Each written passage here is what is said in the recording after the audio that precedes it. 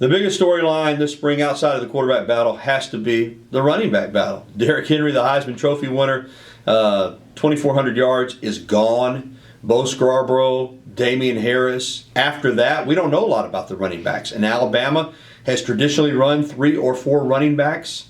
One of those two guys has got to step up and be the starter. The other seems to be in line to be the first reserve. After that, though, it's wide open. So I think that is the most crucial storyline to watch, is the running back position, the battle there to replace Derrick Henry.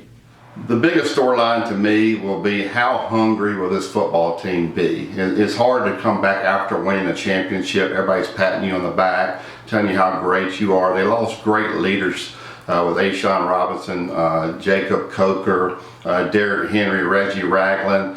So, will they have leadership? They can grab these guys up and get them focused, forget last year, and get focused on what has to be done this year. We're starting with USC. So I look for hopefully the leadership to be a factor, but also this team needs to be hungry going into next year, not complacent. Let's go to Jeremy Pruitt.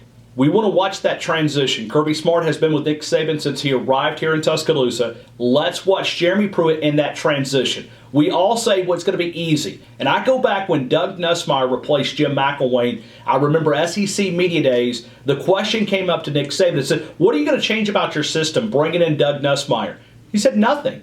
We change one guy in the building doesn't mean that we're going to all change the way that we do things. So we're going to stick with what we know and let that one guy learn what we do rather than letting everybody in the building learn a new system. I want to see the difference on the defensive side of the football with Jeremy Pruitt. What type of philosophy does he bring in?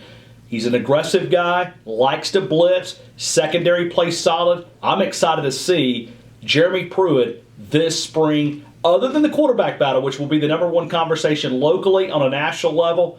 But Jeremy Pruitt, I want to see that transition in this early spring practices, 15 days of Saban ball. I think the biggest storyline for Alabama is not the defensive coordinator spot, where Jeremy Pruitt will probably have a very seamless transition there, replacing Kirby Smart. I think the biggest storyline is going to be Alabama's ability, again, to develop some depth at running back. Can Bo Scarborough and Damian Harris take the strides that are needed for them to become a tandem? And I talked about this when I was talking about the position battle that I'll watch closest this spring. I really think it's these two guys and their ability to improve, to show that they can be the next great combo.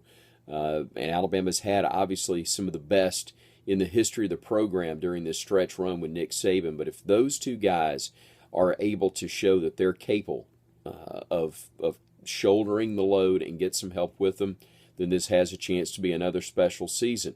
If not, then it's going to put even more of a burden on whoever becomes the starting quarterback for the Crimson Tide in the fall.